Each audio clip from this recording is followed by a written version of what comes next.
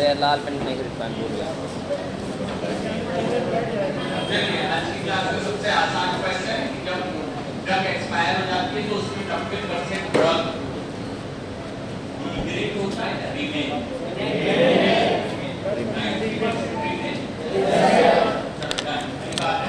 Expiry date निकालने के लिए अलग अलग ड्रग अलग अलग ऑर्डर ऑफ रिएक्शन को फॉलो करती है, जिसमें जीरो ऑर्डर और वन ड्रग फॉलो करती है। सर अपने को कैसे पता चलेगा कौन सा ड्रग कौन सा ऑर्डर फॉलो करती है? वो ग्राफ का जो नीचे अपने का तरीका है उससे पता चलता है। अगर वो ग्राफ स्ट्रेट लाइन से नीचे आ रहा है मतलब जीरो ऑर्डर, वेरी गुड बेटा। लेकिन 90% से ज्यादा ड्रग जीरो ऑर्डर को फॉलो नहीं करते और वो फॉलो करते हैं फर्स्ट ऑर्डर काइनेटिक्स।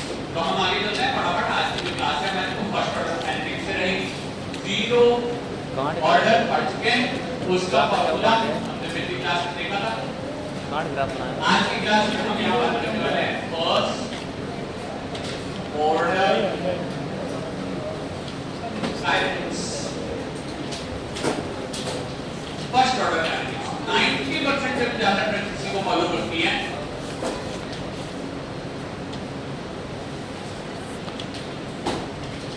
और यहाँ पे भी एक्सपेरिमेंट और थ्योरी दो चीजें आती हैं। नंबर 1 एक्सपेरिमेंट या जिसको अपन प्रैक्टिकल भी कह सकते हैं, ये परफॉर्म किया जाता है। मैंने आपको पिछली क्लास में बताया था। लेट अस सपोज हम बनाते हैं 100 बॉटल। सर किस चीज की? इंजेक्शन की, लिक्विड की, टैबलेट की, किसी भी चीज की एग्जांपल के तौर पर अपन बात करते हैं 100 बॉटल्स। मान लीजिए हर बॉटल के अंदर 100 माइक्रोग्राम पर ml का ड्रग अवेलेबल है और इन 100 बॉटल्स में से हर महीने कुछ बॉटल, सर कितनी? मान लीजिए 8, मान लीजिए 10, ऐसे 10-10 बॉटल को हम ओपन करते हैं और ओपन करने के बाद इन सैंपल के करते हैं एनालिसिस। बिना देखे जल्दी से चारों पांचों मेथड्स लिख दो जिससे ड्रग्स के एनालिसिस पॉसिबल है। बिना देखे फटाफट लिख दीजिए।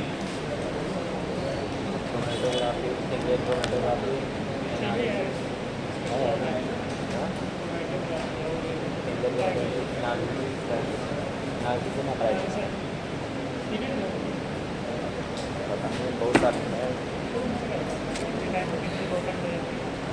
नहीं नाम से मेथड बता रहे हैं।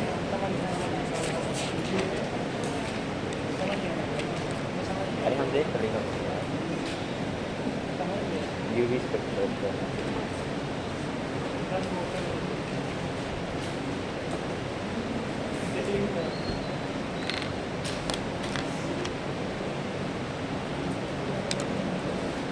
मुझे नहीं लगता किसी को देखने की आवश्यकता पड़ी होगी। पहला नंबर कौन सा है? दूसरा यूवी स्पेक्ट्रोस्कोपी, तीसरा क्रोमेटोग्राफी। ठीक है, चौथे पर अपन चाहे तो और भी कई सारे लिख सकते हैं, लेकिन ये 3-4 प्रकार ऐसे हैं जिनके द्वारा अपन एनालिसिस कर लेते हैं। एनालिसिस करने से हमको मिलती है कॉन्सेंट्रेशन, क्योंकि हमने अलग-अलग टाइम पॉइंट्स पे अलग-अलग बॉटल्स को ली रहती है, तो इसीलिए हमारे पास एक वेरिएबल रहता है। इसको अपन कहते हैं डेटा। ठीक है, इंग्लिश बड़ी ही अजीब लैंग्वेज, स्पेलिंग अलग-अलग होने के बावजूद प्रोनाउंसिएशन अलग-अलग होते हैं। ठीक है, हम हिंदी मीडियम से पढ़े वाले बच्चे इसको डाटा भी कह देते हैं, लेकिन जो अंग्रेजी मीडियम के बच्चे आते हैं वो फिर बताते हैं सर इसको डेटा कहा जाता है। तो धीरे-धीरे हम टीचर्स भी अपने ऐसे बच्चों से कुछ न कुछ सीखते रहते हैं जो अलग-अलग जगह पे जा करके कुछ ना कुछ अपनी बढ़िया पहचान बना चुके हैं। ठीक है, आप लोगों के लिए जस्ट एक अपडेट है। मुझे भी अभी पता चला, मैं जब क्लास लेने आया तो 9th का रिजल्ट आया।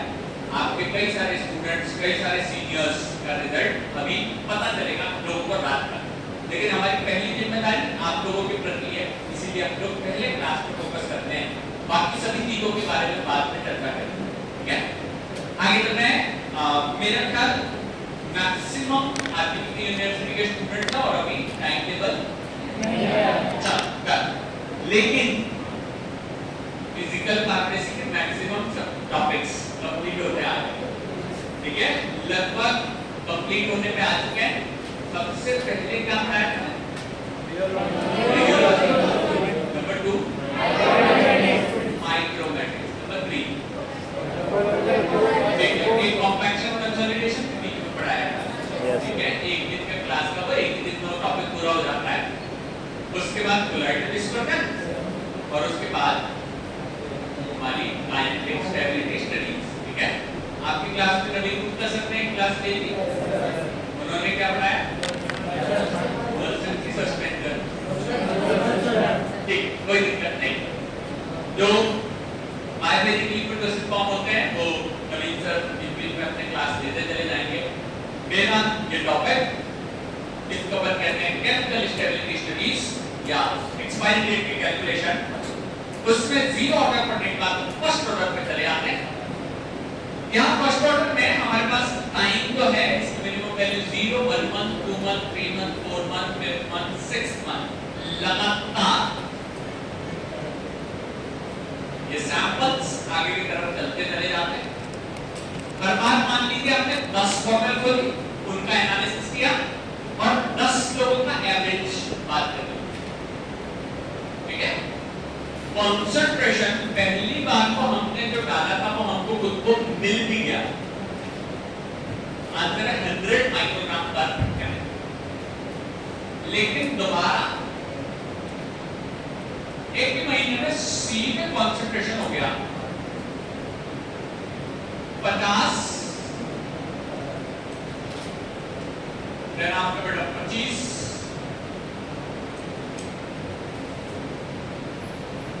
12.5, 6.25, 3.125, 1.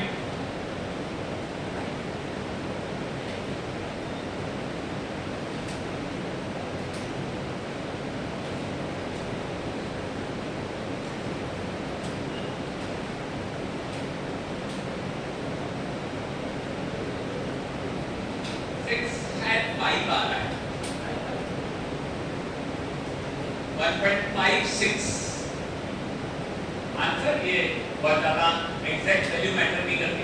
सर ये कैसे निकालना है? तो कुछ नहीं बेटा, बस आधा आधा करते जा।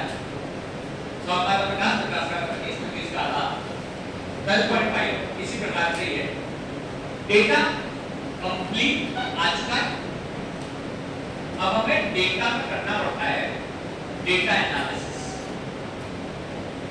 ये टर्म आजकल मोबाइल की जनरेशन की आईटी वाले बहुत उपयोग में लाते हैं कि सर डेटा हमारे पास आ चुका था, आज उसका एनालिसिस होगा। दोनों चीजों के बीच में ग्राफ बनाया जाता है। वेरिएबल्स, दो वेरिएबल हमेशा ध्यान रखिएगा। पहला मोर इंपॉर्टेंट वेरिएबल को एक्स एक्सिस दिया जाता है, एक्स एक्सिस दिया जाता है जो ज्यादा इंपॉर्टेंट है। 0 से 1 2 3 4 5 लगातार मंथ आगे चल रहा है। सर समय की यूनिट तो सेकंड होता है, लेकिन वो थ्योरेटिकल यूनिट है, वो प्रैक्टिकल यूनिट नहीं है। सर ऐसे कैसे? हमको तो कुछ और पढ़ाया गया था, बिल्कुल सही बोल रहे हो, लेकिन अब भी पता चल जाएगा तुम लोगों की उम्र कितने सेकंड नहीं बता सकते सर। उसके लिए तो सर समय ईयर्स में बताना पड़ेगा। उसी प्रकार यहाँ पे बॉटल की एक्सपायरी डेट सेकंड्स में नहीं हो सकती, उसे हमें मंथ्स में बताना पड़ता है। ठीक है, आगे चलना है। यहाँ पे डेटा का दूसरा, यहाँ पे कॉन्सेंट्रेशन 100 से सीधे 50, 50 से सीधे 25, 12.5, 6.25 और इस प्रकार ये आगे की तरफ चलते चले जाते हैं।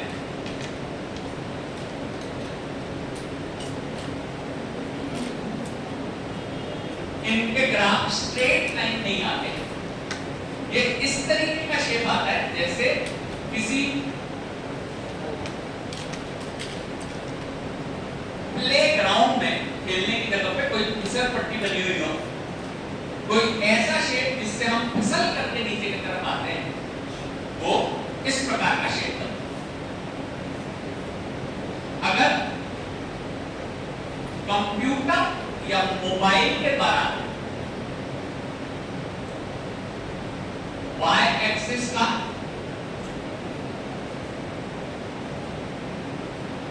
लॉग ले लिया जाए, लॉग कॉन्सेंट्रेशन, अगर y एक्सिस का लॉग ले लिया जाए तो ये एक्सिस सीधी लाइन से नीचे आती है, बट अगर आप पिछला ग्राफ देखेंगे तो वहां कॉन्सेंट्रेशन था, यहाँ पे क्या है, लॉग कॉन्सेंट्रेशन। ठीक है, मेरा ख्याल क्लास 9th में मैथ्स के टीचर ने पढ़ाया है कि बेटा जब भी किसी चीज का लॉग निकालना हो तो पीछे लास्ट में लॉग टेबल दिया है, ठीक है, उस लॉग टेबल से दो वैल्यूज को मिलाओ तो तुम्हारी वैल्यू आराम से आ जाएगी। आजकल तो हमारे मोबाइल के जो कैलकुलेटर है उसमें भी लॉग की वैल्यू आसानी से दी हुई है, तो अपन लॉग की वैल्यू आराम से निकाल सकते हैं। ये इस तरीके का ग्राफ लॉग कॉन्सेंट्रेशन का स्ट्रेट लाइन पर आता है, लेकिन कॉन्सेंट्रेशन वर्सेस टाइम का कर्व इस तरीके से कर्व्ड आता है और ये आसानी से नीचे टच नहीं होता है, लगातार इस प्रकार कर्व में ही चलता चला जाता है। यहाँ पे बेटा देखिएगा हमारे फर्स्ट ऑर्डर काइनेटिक्स का एक्सपेरिमेंट कंप्लीट हो जाता है और एक्सपेरिमेंट कंप्लीट होने के बाद अब हम मूव हो जाते हैं सेकंड वाले क्वेश्चन पे, जिसको हम लोग यहाँ पे कहते हैं, जिसको कहा जाता है थ्योरी पार्ट, जिसको कहा जाता है थ्योरी। एक्सपेरिमेंट कंप्लीट हो चुका है, जीरो ऑर्डर पिछले बार पढ़ चुके थे, इस बार फर्स्ट ऑर्डर पे हम लोग हैं और फर्स्ट ऑर्डर के अंदर अब हमें मूव होना है नेक्स्ट पोर्शन पे, जिसे कहा जाता है हमारा थ्योरी। सेकंड पार्ट डेटा लगभग इसी प्रकार का रहता है, थ्योरी।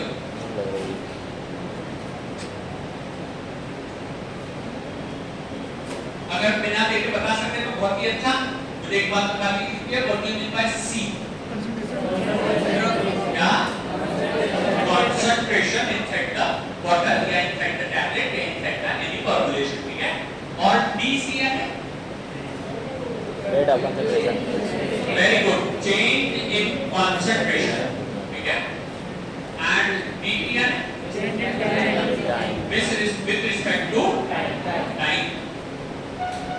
DC by T का मतलब होता है change in concentration with respect to time। इसको मिला जुला के क्या कहा जाता है? वेरी गुड बेटा, रेट ऑफ रिएक्शन, ठीक है, इसे कहते हैं रेट ऑफ रिएक्शन। ये रेट ऑफ रिएक्शन कॉन्सेंट्रेशन पर डिपेंड करती है। ये रेट ऑफ रिएक्शन कॉन्सेंट्रेशन पर डिपेंड करती है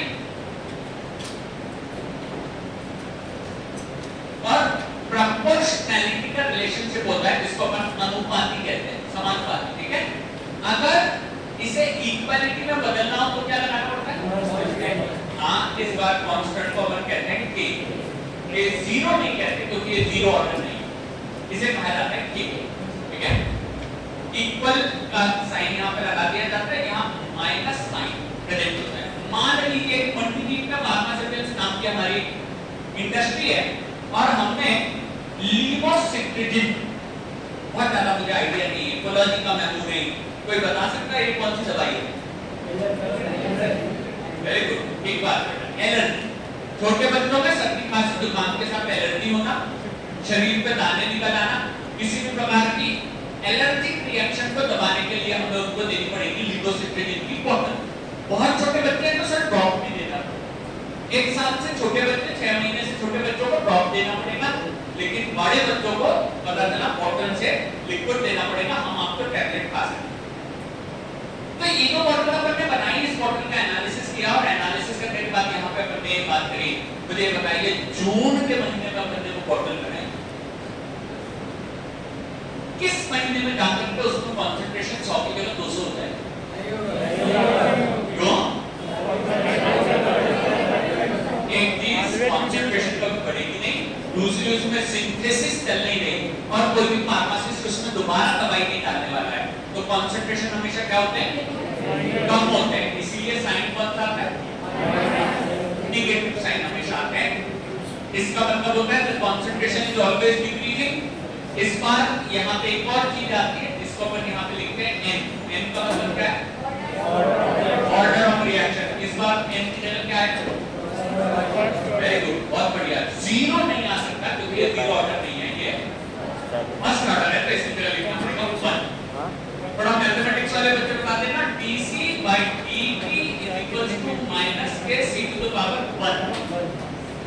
क्या होता है? C to power 1 यानी क्या होता है? 0 ये देखो अलग अलग बच्चे अलग अलग आंसर दे रहे हैं। करेक्ट आंसर होता है बेटा 0 जो वैल्यू कोई रहेगी, ये मैथ्स का नियम मैंने यहाँ लिख दिया, तो इसकी वैल्यू आती है C। तो इसको वापस से अपन लिखते हैं यहाँ पे dC by dt is equals to minus AC। Highlight करेंगे और स्टार लगाकर किसी दूसरे कलर से एक स्टेटमेंट लिखेंगे। हाईलाइट कर दीजिए, स्टार लगाकर किसी दूसरे कलर से एक स्टेटमेंट लिखेंगे।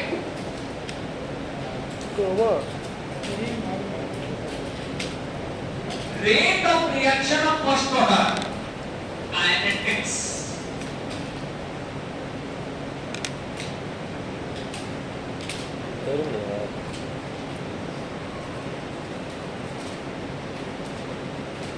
बोर्ड पे लिखा है rate of reaction of first order kinetics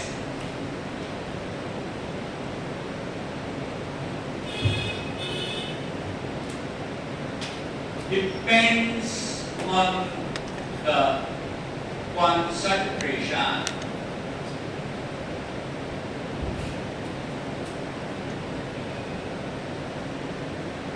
depends on the concentration। ठीक है, थोड़ा 2 पेज पढ़ना ना, पिछली बार क्या लिखा था? स्टेटमेंट लिखना रेट ऑफ रिएक्शन के लिए, initial concentration rate of reaction, तो उसका शेल्फ लाइफ नहीं, रेट ऑफ रिएक्शन इंडिपेंडेंट का क्यों बोर्ड पे लिख लेना, क्योंकि वहां सी की जगह क्या आ जाता है 1, और इसीलिए ये इक्वेशन क्या होती है? dC by dt equals to minus a0। इस बार ये c प्रेजेंट है, इसलिए क्या कहा जाता है? Depends on concentration. बेटा इसका एक छोटा सा एग्जांपल लिखना है अपने को, लेकिन उससे पहले बोर्ड पे देख के बताइए, अगर बॉटल में कंसंट्रेशन ज्यादा होगी तो रेट ऑफ रिएक्शन, हां, डायरेक्ट प्रोपोर्शनैलिटी यही कहता है कि कंसंट्रेशन बढ़ेगी तो dC by dt भी बढ़ जाएगा, और अगर कंसंट्रेशन कम हो गई तो dC by dt भी। पक्का श्योर? बिल्कुल। इसका एक छोटा सा एग्जांपल लिखो सभी लोग, इसका एक छोटा सा एग्जांपल लिखो सभी लोग।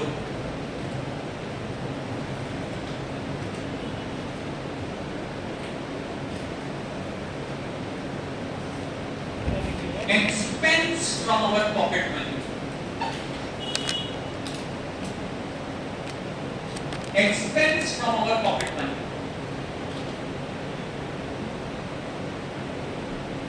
हिंदी में बात करते हैं, हिंदी का क्वेश्चन एक बात बता दीजिए, अगर हमारे जेब में पैसे ज्यादा हो तो खर्चा, सोच के बोलना, उल्टा सीधा नहीं, अगर जेब में पैसे ज्यादा हो तो खर्चा,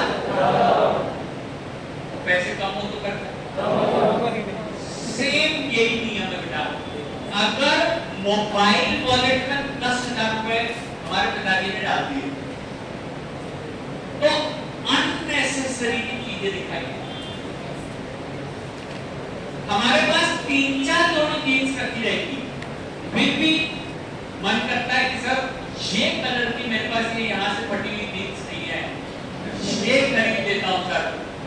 जब हमारे मोबाइल बैलेंस में पैसे बहुत होंगे, सर 1-2 घड़ियां रखी है फिर भी नई घड़ी खरीदने का मन करता है।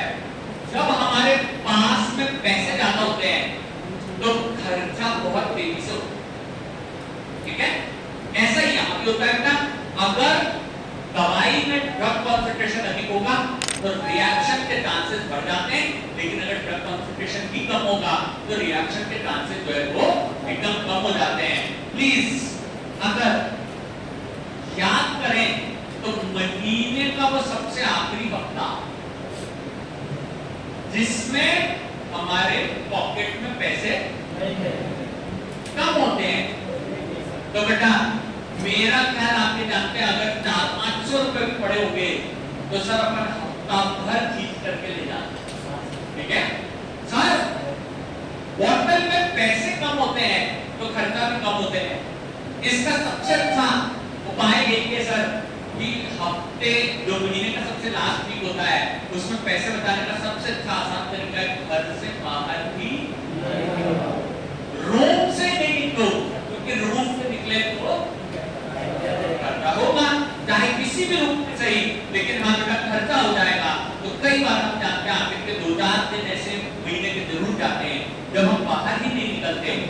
जेब में पैसे कम होते हैं तो हम खर्चा भी कम करते हैं, जेब में अगर पैसे ज्यादा रहते हैं तो खर्चा भी अधिक होता है। ये यूनिवर्सल नियम है। हम अगर कुछ महीने के लास्ट के 3-4 दिनों में कॉलेज की भी बात करें तो बिल्कुल आसान सी शब्द है, जाना जरूरी है। हमारे टीचर फाइन लगाते नहीं जाओ तो इसके लिए कॉलेज तो जाते हैं, लेकिन कॉलेज में कैंटीन किस तरफ है उस तरफ का रुख नहीं करते। कभी कभार हमारा यह हाल चल रहा है। बड़े फोर्स के साथ बोलता है भाई आज क्या होगा, चल तो नहीं रहा, चल यार कैंटीन चलते हैं, अभी सर पाने का टाइम आज बंक मार लेते हैं, कैंटीन में बैठेंगे। जब 5-6-7 बार उसके बोलने पे ऐसा थोड़ा सा उम्मीद जगती है कि आज के चाय समोसे के पैसे कोई देने वाला है, तब शायद कैंटीन की तरफ हम कदम बढ़ाएं। अदरवाइज हम कैंटीन की तरफ 2-4 दिन जाते ही नहीं है, क्योंकि बेटा ये यूनिवर्सल नियम है। अगर हमारे पॉकेट में पैसे कम रहते हैं तो हम खर्चा कम करते हैं और पैसे ज्यादा होते हैं तो खर्चा ज्यादा होता है।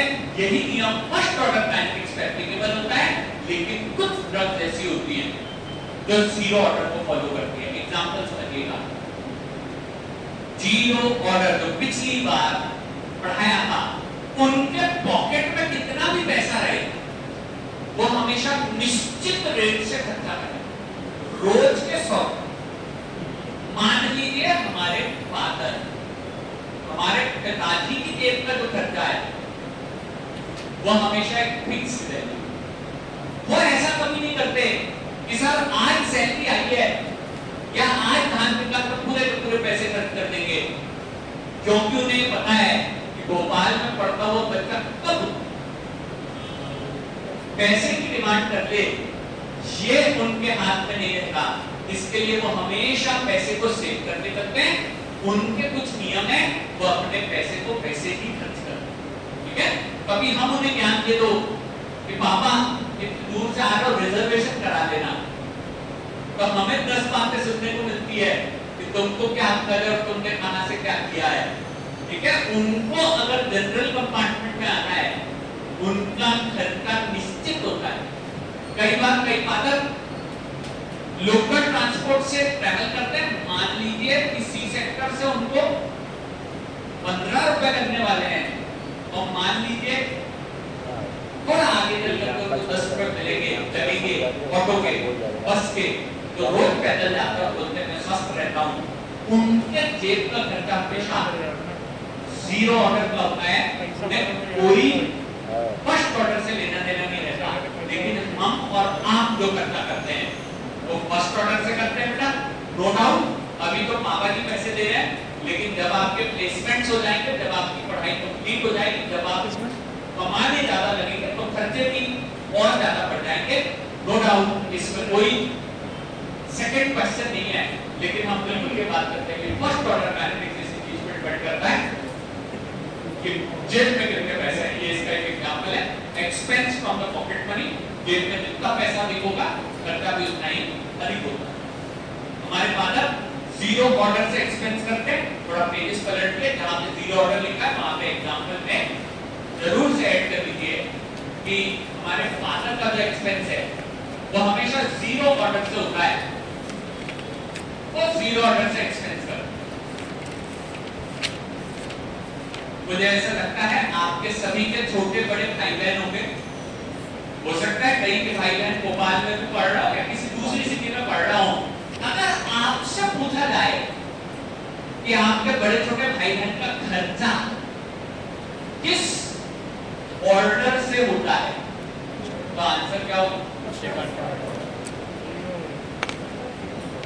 सर मेरा छोटा भाई तो सर अभी स्कूल में ही जाता है, उसमें तो कोई खर्चे है नहीं सर, वो एक अलग इशू है।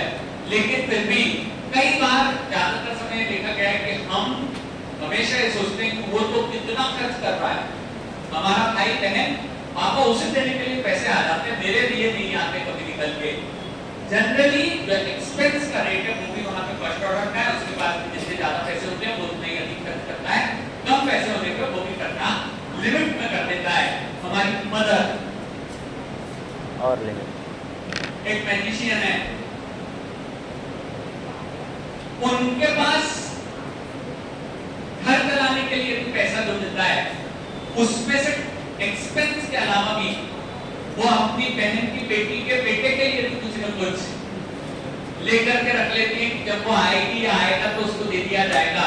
हमारी मदर के पास एक मैजिक है, लेकिन बाकी सारे मॉलिक्यूल्स फर्स्ट ऑर्डर काइनेटिक्स को फॉलो करते हैं और वो लॉ ऑफ कंसंट्रेशन की कंडीशन में नीचे की तरफ स्ट्रेट लाइन से आते हैं। ठीक है, मेरा एग्जांपल के द्वारा हमने समझ लिया कि जीरो ऑर्डर कौन सा है, फर्स्ट ऑर्डर कौन सा है। अब अपन आगे चलते हैं, यहाँ पे हमें थ्योरी में छोटा सा डेरिवेशन करना है जिससे हमारी इक्वेशंस का आंसर सामने आ जाए। फिर से एक बार बिना देखे कोशिश करेंगे हमारे फार्मूला को लिखने की, dc by dt -kc to the power 1 यानी c डायरेक्ट लिखेंगे तो उत्तर देंगे। ठीक है, इन्हें सॉल्व करना है पूरा अलजेब्रा जिसे हम कहते हैं, वो ये कहता है कि भाई जब कभी भी तुम्हें चीजों को सॉल्व करना हो तो x एक्सिस को अलग रखो, y एक्सिस को अलग करो। x एक्सिस पे टाइम है, y एक्सिस पे कंसंट्रेशन है, दोनों चीजों को अलग अलग कर लेंगे। dc by c -k, बिल्कुल सही। ये इतने अच्छे व्यक्ति हैं, फार्माकोलॉजी के अलावा यहां पे भी हमारा साथ नहीं छोड़ते। राइट हैंड साइड में लिखे हुए हैं हमारे के डी त्रिपाठी। ठीक है, ये जो हमारे केटीटी है, क्लासिफिकेशन के क्वेश्चन डायरेक्ट उनसे उठ करके आते हैं। मेरा ख्याल हमने इनकी एक नकल बना करके आपको छोटी सी डायरी दी है। जिस फार्माकोलॉजी के क्लासिफिकेशन को पॉकेट डायरी हमने इसलिए बनाया है कि आप उसको बस में बैठे बैठे थोड़ा रिवाइज कर सकें। ठीक है, रील्स रिवाइज करने से ज्यादा अच्छा है कि वो छोटे फ्लैश कार्ड्स रिवाइज करिए बेटा। ये आपको उस लेवल पे जरूर पहुंचा पाएंगे कि जहां से शायद रील बनाने के लिए आप लोग आईफोन 15 प्रो मैक्स ले सके। हम यहाँ पे इन चीजों को बस फटाफट कंप्लीट कर देते हैं। मुझे बताइए किसी रिएक्शन को छोटे छोटे टुकड़ों में तोड़ना क्या कहलाता है? इंटीग्रेशन। छोटे छोटे टुकड़ों में तोड़ना डिफरेंशिएशन, और जोड़ना इंटीग्रेशन। तो आगे चलते हैं, यहाँ पे आपको करना पड़ेगा इंटीग्रेशन।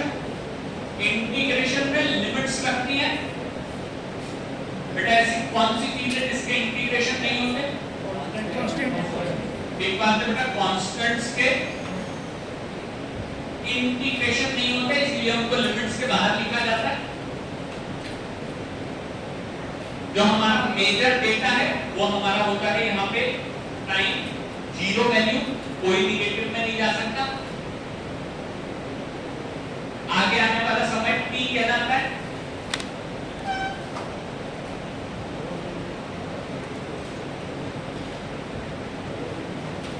C0 T 0। बस अब इसके अंदर थोड़ा मैथ्स जो मेरे लिए आसान है, आपके लिए ज्यादा जरूरी नहीं है, इसके लिए उसको ज्यादा स्ट्रेस नहीं देंगे। लेकिन प्लीज ध्यान रखिएगा, राइट हैंड साइड में लिखना पड़ेगा -k upper limit lower limit. Left hand side इस बार थोड़ा ज्यादा इंटरेस्टिंग है क्योंकि कंसंट्रेशन की दो वैल्यूज, एक है C और एक है चेंज इन कंसंट्रेशन। तो ऐसी दो सिचुएशंस होने पे हम लोग ले लेते हैं यहाँ पे नेचुरल लॉ। नेचुरल लॉ इसको ऐसे Ln से रिप्रेजेंट करते हैं। L यानी लॉग, N यानी नेचुरल लॉ। मैथ्स के अंदर होता है ना, लॉग की दो वैल्यूज होती हैं, एक कहलाता है नेचुरल लॉग, एक कहलाता है log to the base e। दो अलग अलग चीजें होती हैं, natural log of upper limit minus natural log of lower limit. ये यहाँ पे लेफ्ट हैंड साइड कंप्लीट हो जाता है। नेचुरल लॉग से log to the base e में कन्वर्ट करने के लिए मल्टीप्लाई करना पड़ता है 2.303 से। ये हमारे मैथ्स के कुछ नियम है। 2.303 ब्रैकेट के अंदर log of c minus log of c0 bracket close minus के t। ब्रैकेट सबसे पहले सॉल्व होते हैं और इसके कारण t में से 0 चला गया तो t ही बचने वाला है। सर यहाँ 0 तो नहीं लिख रहे क्योंकि ये फर्स्ट ऑर्डर। सर 1 लिख दो, ठीक बात है, 1 लिखें ना लिखें, कई बार पावर में 1 कॉन्ट्रास्ट 2 होता है। आगे चलना है, ये लेवल यहाँ कंप्लीट हो चुका है। log of c minus log of c0 is equals to minus kt upon 2.303।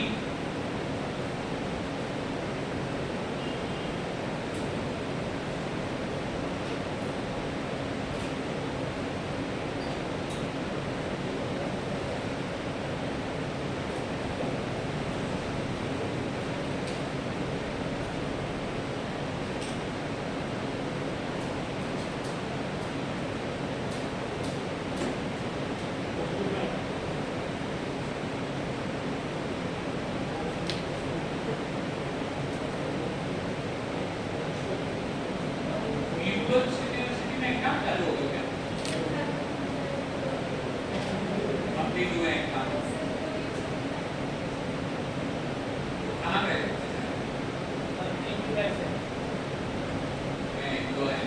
एक दो का है, 3। चल आगे चलते हैं। यहाँ पे मैं बात कर रहा था, ये माइनस साइन इधर होकर के क्या बोलते हैं, प्लस में कन्वर्ट हो जाएगा। जो चीज हमें पता होती है उसे लेफ्ट हैंड साइड पे नहीं रखते, राइट हैंड पे ले जाते हैं, और जो चीज निकालनी होती है उसको रखते हैं right hand side, left hand side पे। हाँ जी बेटा, ये यहाँ पे बिल्कुल सही है। जो पता है उसे राइट हैंड, जो निकालना है उसे लेफ्ट हैंड। जो निकालना है, जो प्रिडिक्ट करना है वो लेफ्ट हैंड, और जो पता है वो राइट हैंड। चलिए, ज्योमेट्री, रेखा गणित, सबसे आसान शेप रेखा, स्ट्रेट लाइन, उसका formula y is equal to mx plus y is equals to mx plus c mx plus c। तो y एक्सिस पे क्या प्लॉट करना पड़ेगा, यहाँ देखिए log c। x एक्सिस पे क्या प्लॉट करेंगे, टाइम। कुछ ही देर पहले ये ग्राफ अपन ने बनाया था, जो ज्यादा इंपॉर्टेंट है उसको देते हैं x एक्सिस, जो थोड़ा कम इंपॉर्टेंट है उसको देते हैं y एक्सिस। y एक्सिस पे log c, दैट मीन क्या बता दो, नेगेटिव स्लोप के साथ ये लाइन नीचे की तरफ आती है। इस बार स्लोप -k/2.303। यहाँ इसे कहा जाता है इंटरसेप्ट। अब ऊपर से आना। इंटरसेप्ट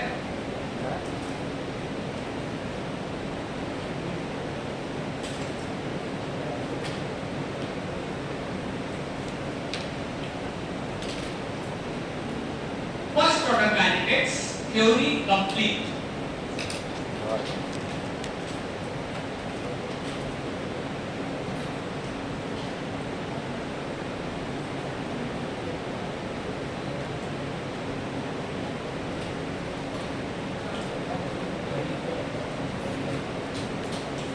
ऊपर से जा रहा है ना। दो तीन छोटे मोटे क्वेश्चंस के आंसर दीजिएगा फटाफट, बोर्ड पे देख करके बता दीजिए।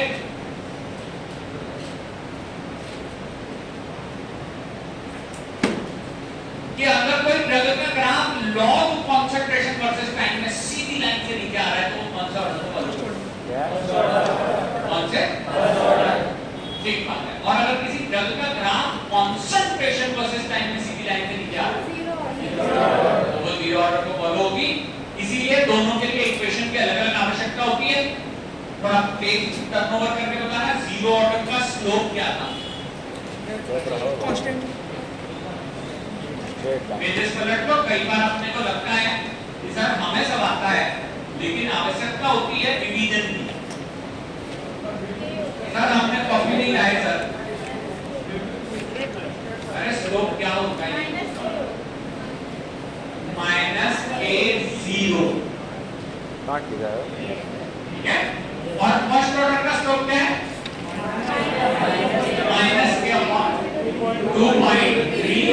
-k/2.303। बिल्कुल ठीक। पिछले लेवल पे देखना, इंटरसेप्ट क्या है, c0 क्या, c0, और यहाँ पे होता है log c0, log c0। Intercept ये देखो, ये y = mx + c है ना, ये कहलाता है इंटरसेप्ट। ये कहलाता है अपना स्लोप। निगेटिव स्लोप का मीनिंग है कंसंट्रेशन बढ़ नहीं रहा है, वो लगातार केवल कम हो रहा है, टूट रहा है। ठीक है, आगे चल रहे हैं, बोर्ड पे देखेंगे, फटाफट आंसर देना है आपको। क्या ये पॉसिबल है कि कोई ड्रग मार्केट में लॉन्च हो जाए उसके बाद उसका चेकिंग हो? मार्केट में लॉन्च होने के बाद कैसे भाई? हाँ सर, मेडिकल स्टोर पे एक भैया पहुंचते हैं, ड्रग इंस्पेक्टर उनका नाम है, और वो जितनी चाहे दवाइयों को चेक करने के लिए ले सकते हैं और उसको लेकर के वो भेज देते हैं चेकिंग के लिए। और नियम बताता हूँ क्या, जब कोई पीआई मेडिकल स्टोर से दवाइयां लेता है ना, तो उन दवाइयों का बिल भी बनवाता है और पैसे भी देता है। गवर्नमेंट आपसे तो दवाइयां खरीदती है जो एमआरपी है उसमें, ओके, बिल के साथ। उसके बाद उसको भेज दिया जाता है टेस्टिंग में, यूएसएफडीए की लैब में, और टेस्टिंग में आप सभी जानते हैं कि हर बॉटल के अंदर कंसंट्रेशन निकलना चाहिए 150% से भी ज्यादा। 50 अगर हमने 2-3 महीने लगातार चेक किया तो क्या हम ये पता कर सकते हैं कि उसमें C0 यानी इनिशियल कंसंट्रेशन कितना है? सुनिए कि मटेरियल बॉटल, गुड मॉर्निंग, थोड़ा डालिए, नींद से काम चलेगा नहीं। अगर बॉटल पे लिखा है कि वो बनी थी जनवरी 2024 में और चेकिंग हो रही है जून के बाद, तो क्या ये संभव है कि हम जनवरी में पता कर सके कि एग्जैक्ट दवाई कितनी थी? हाँ सर, 100% होगी ना। हाँ sir, yes sir, yes sir.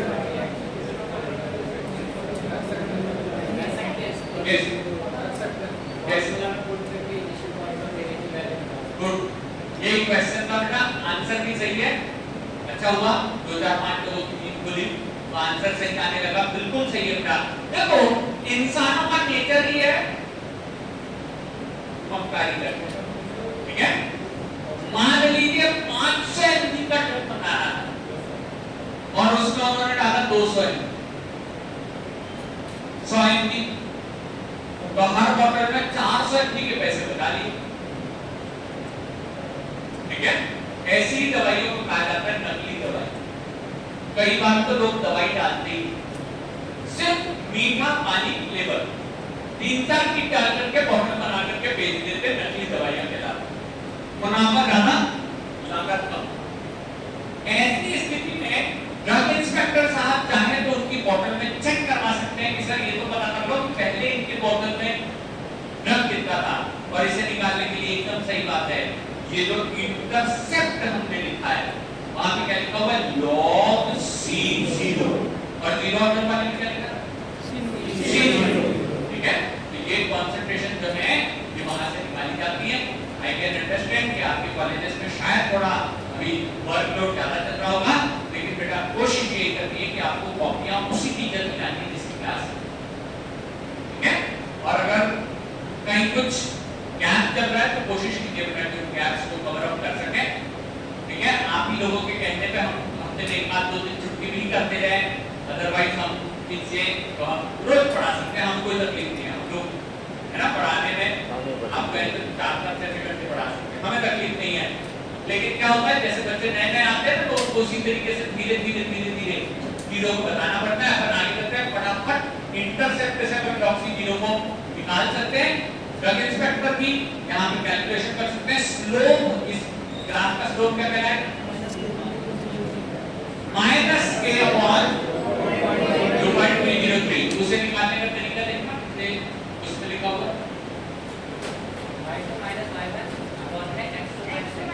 Very good, एक बात है। लेकिन समस्या यह है कि 50 बच्चों में से 1-2 बोल पा रहे हैं, क्योंकि बाकी सब थक गए सर। आज बात ने दिन भर कैंटीन में बैठा के रखा, ठीक है। और सर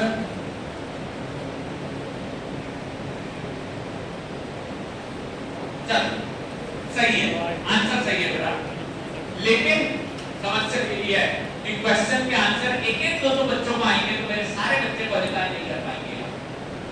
हमारा ये टारगेट है कि हर बच्चे का भविष्य अच्छा बने, हर किसी का जीपैट क्रैक हो, और हर किसी को 12,400 रुपए पर महीना, ठीक है, मिले, जो 2 साल में कोई रुपए होता है, ध्यान रखना बेटा। 3 लाख रुपए आपको मिलेंगे अगर आपने जीपैट ट्रैक कर लिया तो, ओके। और इतने से भी रह गए तो 3 लाख रुपए नहीं मिलेंगे, ठीक है। कैलकुलेशन है 12,400 के हिसाब से 3 लाख रुपए मिलते हैं हर बच्चे को 2 साल पढ़ने के, ओके। इसे है ना, कोई कॉलेज वाला कुछ भी पैकेज निकाल करे, कुछ भी करे, लेकिन फाइनली आपको उसके बाद जो पैकेज मिलेंगे वो शायद उससे भी अधिक रहेंगे, या आपको स्टाइपेंड मिलता है। जो इच्छा है पढ़ने की, सीखने की, तैयारी करने की, गवर्नमेंट में जाने की, सब कुछ आप कर सकते हैं, बस पहले जीपैट ट्रैक करके आप उधर अच्छी जगह पे एडमिशन ले लीजिए, वहां पे फिर आपको बढ़िया से बढ़िया मौके मिलेंगे, ठीक है। कोशिश कीजिएगा बेटा कि कभी भी आप ऐसे एक दो बच्चे आंसर दें, उसमें हम टीचर्स को भी लगता है कि भैया क्यों तो इतने एफर्ट्स डाल रहे हैं, मौसम बढ़िया है सर, ये बात अलग है, थोड़ी गर्मी पसीना आ रहा है, लेकिन सर ठीक है, फटाफट वापस ले जाइए। 0 ऑर्डर कंप्लीट हो चुका है। फर्स्ट ऑर्डर की बात कर रहे हैं, जिसका एग्जांपल है expense from the pocket money, पैसे ज्यादा खर्चा ज्यादा, पैसे कम खर्चा कम। इस इक्वेशन से हम इन दोनों की चारों चीजों को निकाल सकते हैं। स्लोप केस के अपॉन 2.303 स्लोप से निकल सकता है, इंटरसेप्ट भी निकल सकता है, और इन सब के थ्रू हमारा first order kinetics complete. Next पे चलते हैं, अगला हेडिंग डालना है shelf life of first order kinetics. Shelf life of first order kinetics.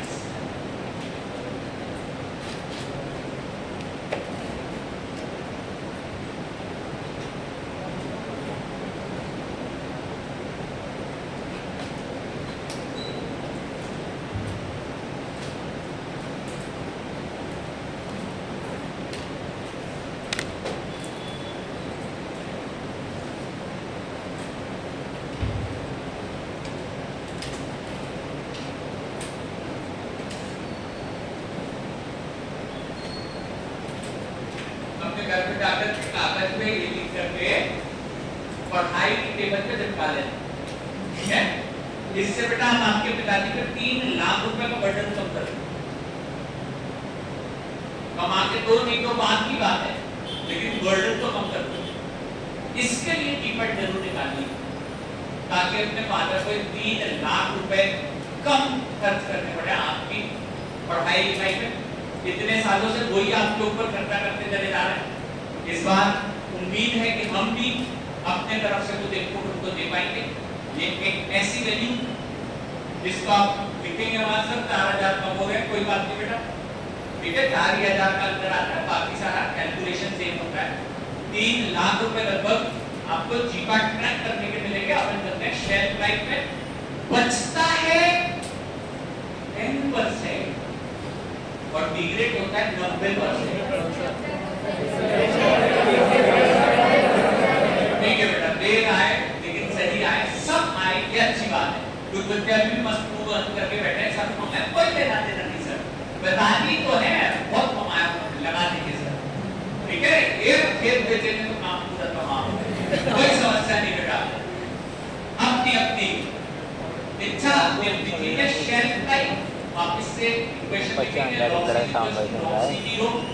minus 80 upon 2.303 at t is equals 40-90%। अगर समय exactly expiry date के बराबर हुआ है, ये assume किया जाता है क्या, concentration will be 90% of the initial concentration। 90% of the initial concentration।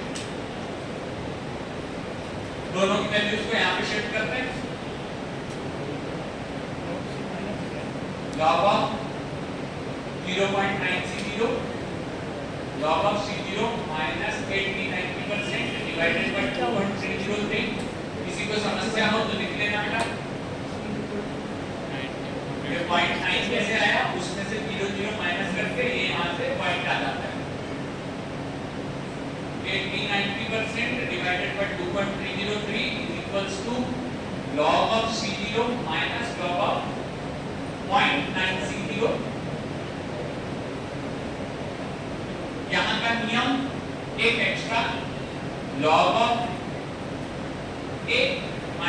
log of b is equals to log of a upon b।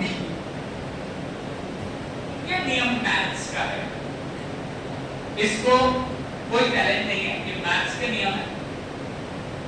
हम 90% divided by 2.303 is equals to log of C0 upon 0.9 C0।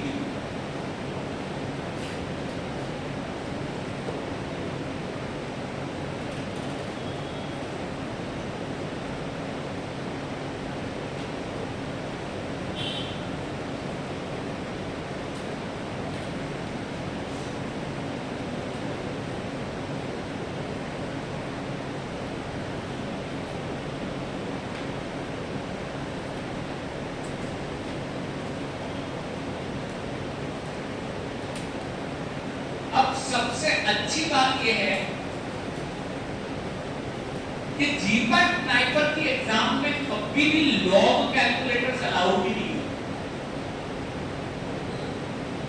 इसीलिए अगर question आएगा तो direct equation पे आएगा या direct answer पे आएगा, जो ये कहलाता है कि P90% is equals to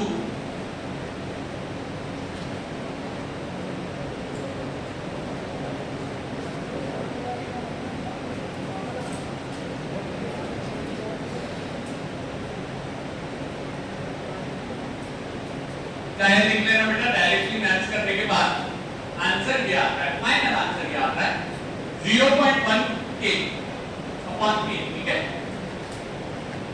0.1 upon k, ठीक है। इसमें लॉग लेना पड़ेगा 1.1 का, फिर मल्टीप्लाई करना पड़ेगा, जो भी लॉग आएगा 2.303 का आंसर आता है 0.1 डिवाइडेड बाय k। कहां लगा करके दूसरे कलर से लिखेंगे, shelf life of first product kinetics, shelf life of first product kinetics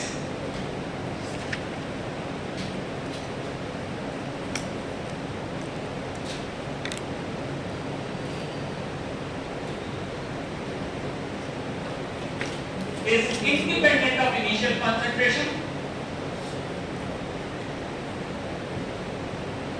is independent of initial concentration, and it is always a constant। ये बदलती नहीं है, ये हमेशा कांस्टेंट है।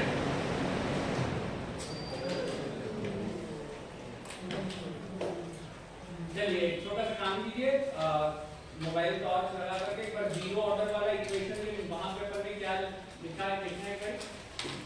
Same shelf life P90 equals to 0.1 statement करना है, statement जिसमें 25% लिखा है।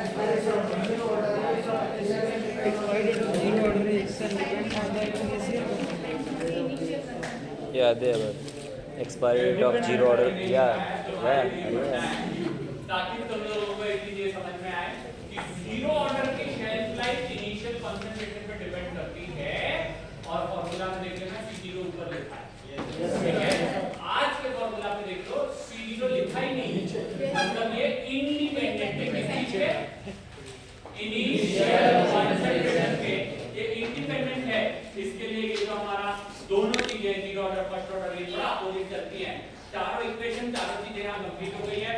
थोड़ा सा 1-2 मिनट का अपन वेट कर लेते हैं, लाइट आएगी जरूर, लेकिन एक छोटा सा स्टेटमेंट लिख करके फटाफट उसको कर दीजिए, जिसमें अपने को लिखना है rate constant for first order kinetics.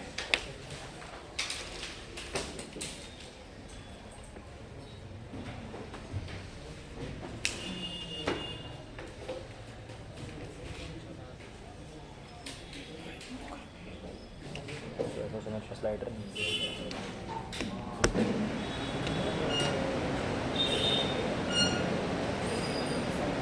क्या बोले? चलिए अगर हमारे को k की वैल्यू निकालनी हो तो इस इक्वेशन से निकाल सकती है। बस क्या किया है, इन दोनों को एक दूसरे की तरफ पे ट्रांसफर कर दिया और कुछ अलग से नहीं किया। यहाँ पे अपने को इसकी यूनिट्स लिखनी होती है, इसकी यूनिट होती है टाइम इनवर्स। ठीक है, ये लिख लेना अपना।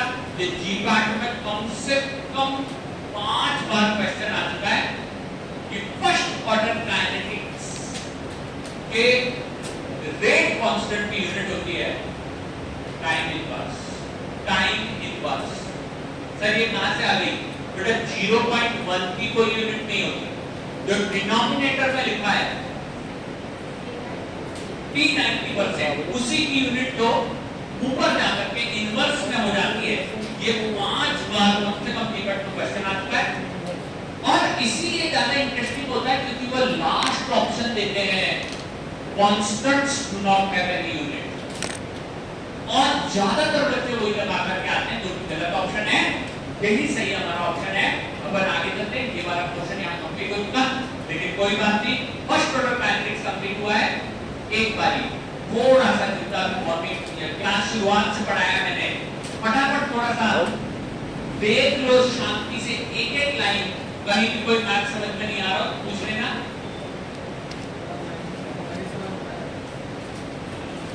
देखिए कॉपी में देखने से समझ पाएंगे, पूरा नहीं समझ में आ रहा। और अब लास्ट में मैंने यही बताया कि कौन सा क्वेश्चन कितने बार आया।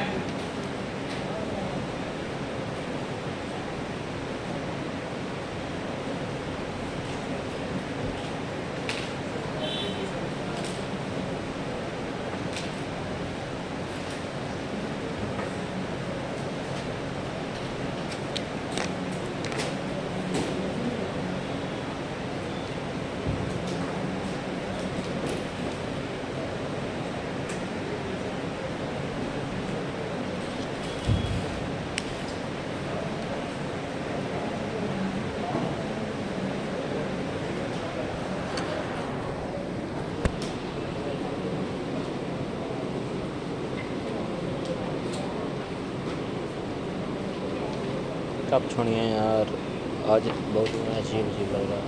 बोर्ड पे नहीं बेटा, कॉपी में देखिए। बोर्ड की चीजें तो मैं समझाऊंगा ही, कॉपी की चीजें समझा चुका हूं, उसमें कोई समस्या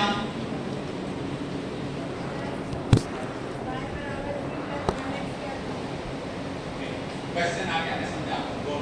आगे पढ़ो।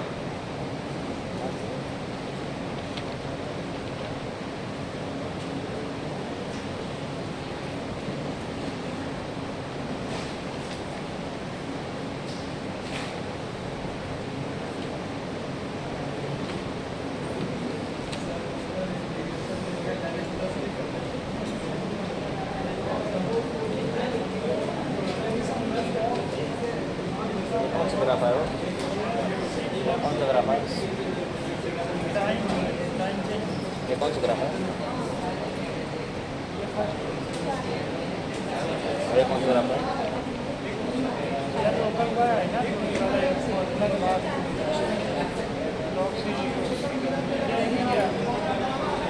कैसे?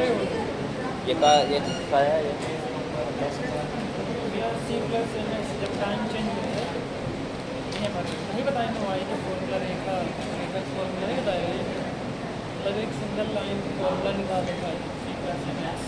ये है इंटरसेप्ट मतलब लॉग सी जीरो कंसंट्रेशन जो है जीरो होगा, सी जीरो का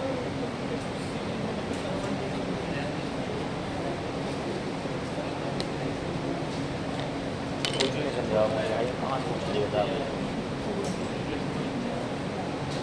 पूछा इंटरसेप्ट मतलब लॉग सी जीरो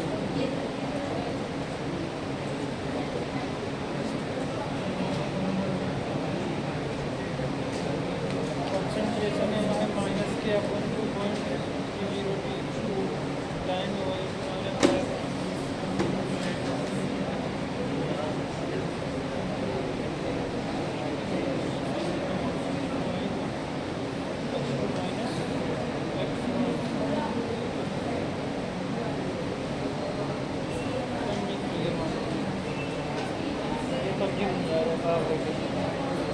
देखेंगे दिमाग में लगाइए।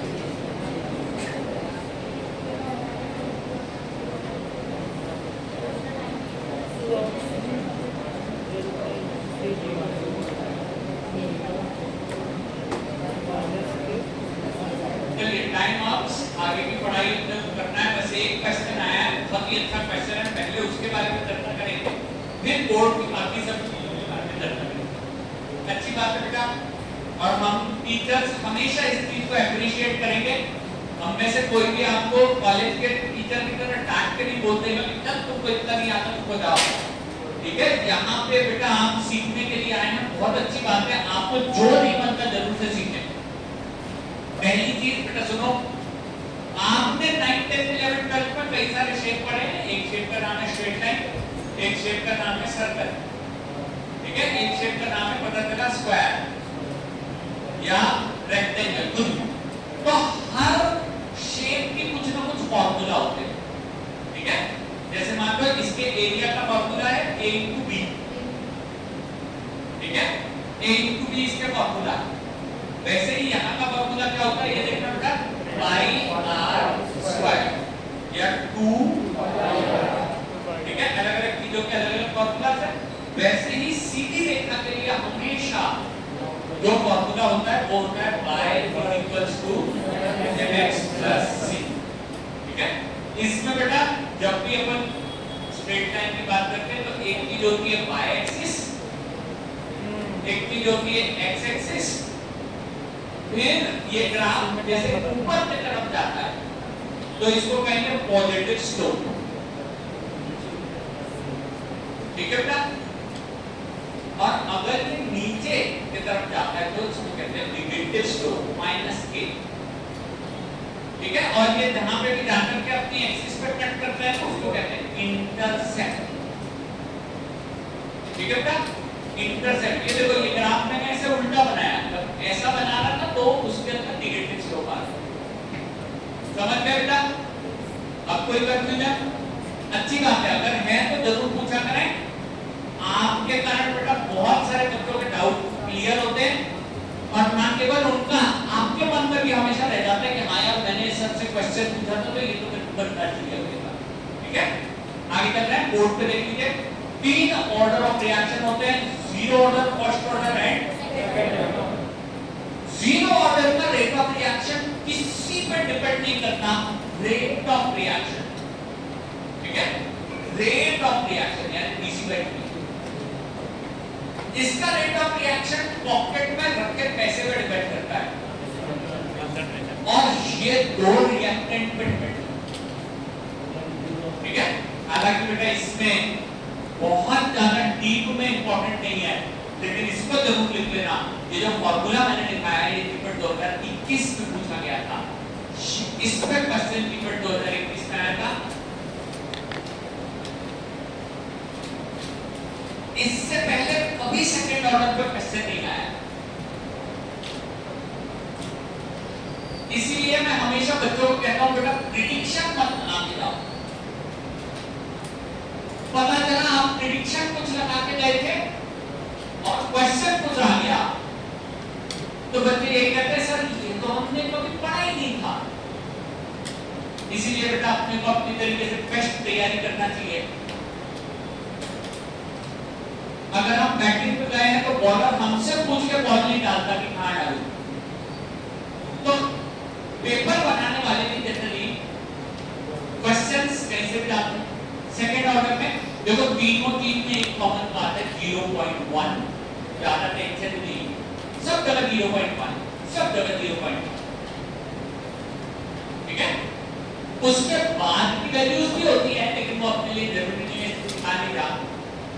फर्स्ट ऑर्डर में C0 डायरेक्टली प्रोपोर्शनल है, तो सॉरी जीरो ऑर्डर में डायरेक्टली प्रोपोर्शनल है C0, फर्स्ट ऑर्डर में है ही नहीं, और सेकंड ऑर्डर में इनवर्सली प्रोपोर्शनल है।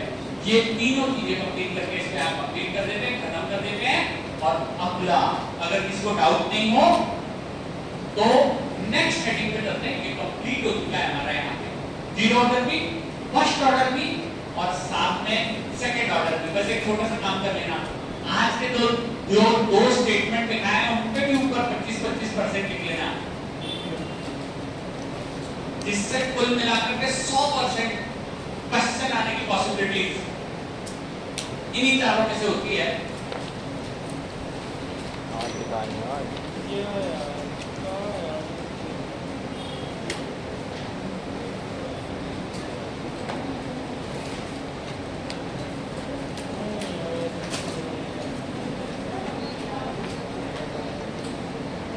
मला इसका वैसा तेज है हमसे मन आया कौन से हमारा वाला तेज है ये कहाँ से कौन कौन से दिखाए रेट ऑफ रिएक्शन कहाँ है ब्लड चलिए बेटा अगले हेडिंग पे चलते हैं। ये heading factors affecting the rate of reaction.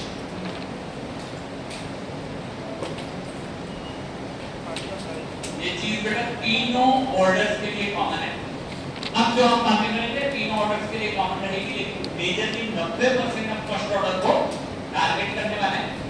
Factors affecting rate of reaction में सबसे पहला पॉइंट होता है जिसे हम लोग कहते हैं हमारा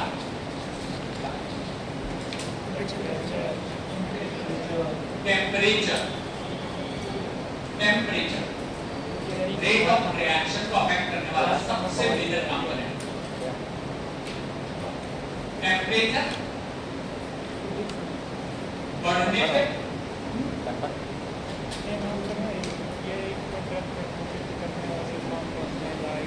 रेट ऑफ रिएक्शन बढ़ते हैं और इसकी स्टडी सबसे पहले जो साइंटिस्ट ने करी थी उनका नाम था अर्हीनियस और इस पर क्वेश्चन लगातार पूछे जाते हैं। पिछली बार कीवर्ड 2022 का क्वेश्चन आया,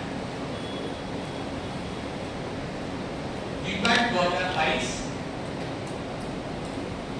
में डायरेक्ट क्वेश्चन आया था which equation correlates temperature and rate of reaction। Arrhenius equation correlates temperature with the rate of reaction।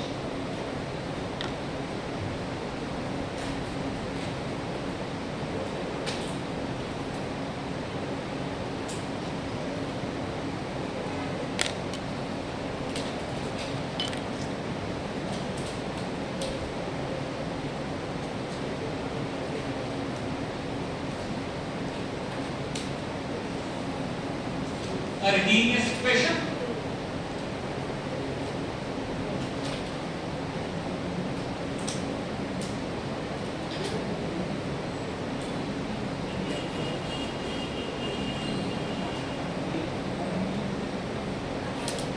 लिखते हैं फटाफट।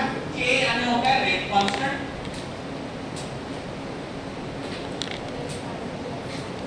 Rate constant, A Arrhenius constant,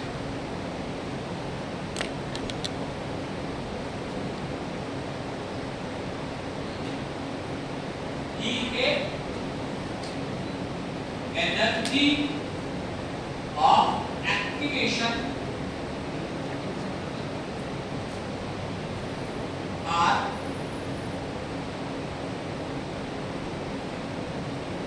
universal gas constant T temperature in Kelvin। Temperature in Kelvin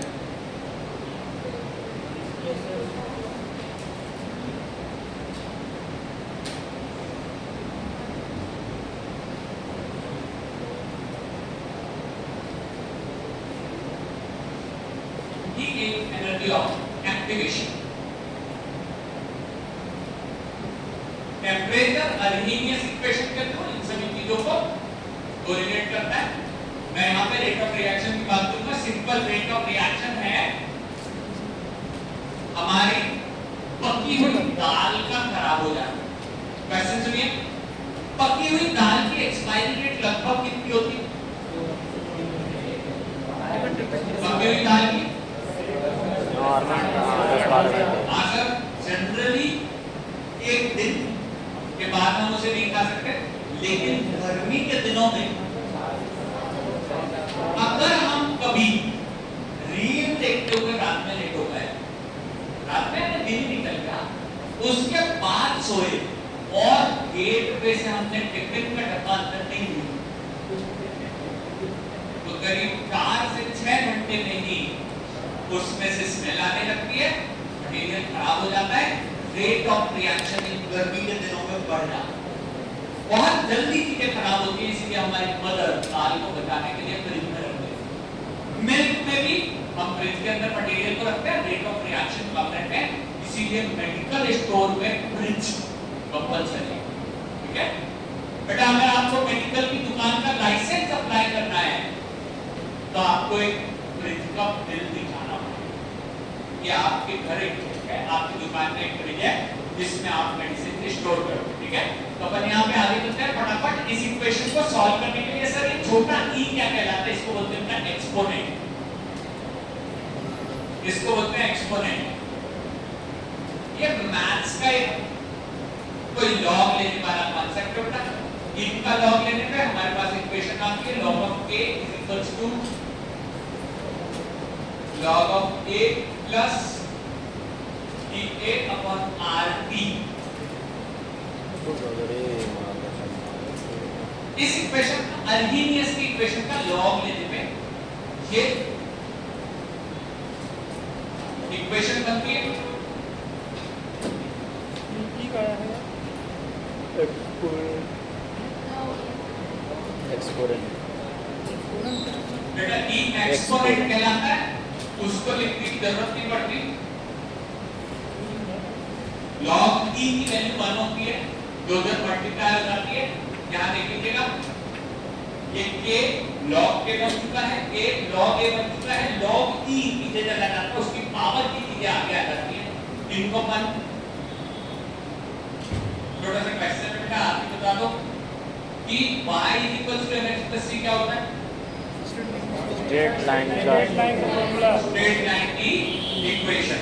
ये equation कोई बन चुकी है बेटा। यहाँ पे देखो y is equals to mx plus c, ये वहां पे बन जाता है। y एक्सिस पे अपन क्या प्लॉट करते होंगे? log k, और x एक्सिस पे प्लॉट करते हैं 1/2। ठीक है, इसका ग्राफ अभी नहीं सिखाऊंगा, इसके ग्राफ की हमें आवश्यकता नहीं है। जब आवश्यकता लगेगी तो इसके बारे में जरूर बताया जाएगा। ग्राफ अभी नहीं बता रहा हूं, लेकिन ये लीनियर इक्वेशन है। ठीक है, आगे चलते हैं। स्लोप, जिसको अपन y2 minus y1 upon x2 minus x1 से निकाल सकते हैं। इस इक्वेशन को अर्हीनियस की इक्वेशन को कंप्लीट कर देते हैं, खत्म कर देते हैं। लेकिन इस इक्वेशन से हमारे पास ये पता चल जाता है, जैसे मान लीजिए हमें ये पता है कि सर यहां से लेकर स्टेशन तक की दूरी मान लीजिए 5 किलोमीटर है। ओके, और सर हमारी गाड़ी धीरे धीरे चली जा रही है, यहां से हम जिस गाड़ी में बैठे हैं वो बहुत स्लो चल रही है सर, इस स्पीड से जाते रहे तो सर ट्रेन भोपाल क्रॉस करके विदिशा पहुंच जाएगी, तब भी हम स्टेशन नहीं पहुंचेंगे। तो सर हमें जल्दी स्टेशन पहुंचने के लिए अपनी गाड़ी को क्या करना पड़ेगा? एक्सीलरेट। तो अगर हम अपनी गाड़ी को स्पीड बढ़ाएंगे तो हम जल्दी से रिएक्शन तक पहुंच पाएंगे। ओके, तो यहां पे हमें एक छोटा सा वर्ड लिखना है, एक्सीलरेटेड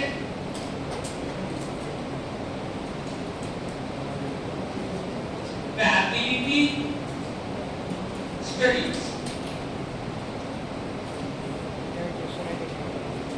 Accelerated stability studies।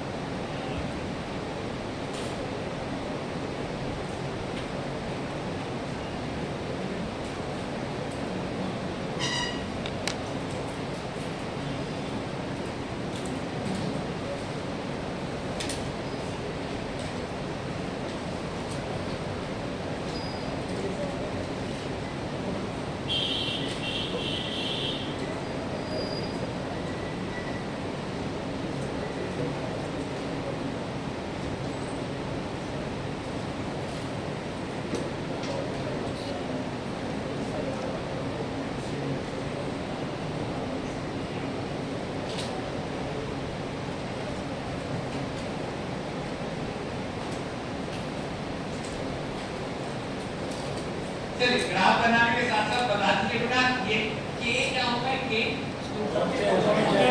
ठीक बात, बिल्कुल ठीक बात। देखो बेटा लेफ्ट हैंड साइड पे मैंने जो एक्सपेरिमेंट परफॉर्म किया है, इस बार 100 की जगह 300 बॉटल बनाए।